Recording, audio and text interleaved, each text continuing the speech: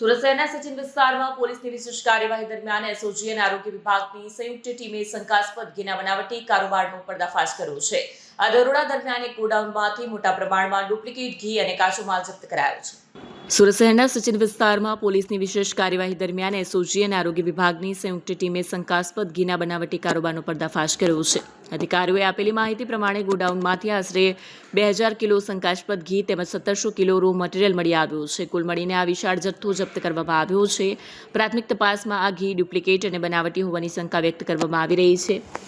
પોલીસે ઘટના સ્થળેથી 2 શંકાસ્પદ વ્યક્તિઓની અટકાયત કરી છે અને તેમની પૂછપરછ હાથ ધરી છે। આ ઘીના નમૂનાઓ વધુ તપાસ માટે લેબોરેટરીમાં મોકલવામાં આવ્યા છે।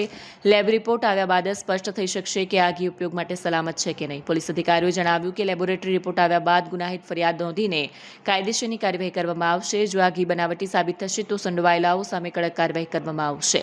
આ બનાવથી સુરત સહિત આસપાસના વિસ્તારોમાં ચર્ચાનો વિષય બન્યો છે। જાહેર જનતાને સલાહ આપવામાં આવે છે કે તેઓ પ્રમાણિત અને સ્ટાન્ડર્ડ માર્ક વાળા જ ઘીનો ઉપયોગ કરે। વધુ તપાસ ચાલુ છે।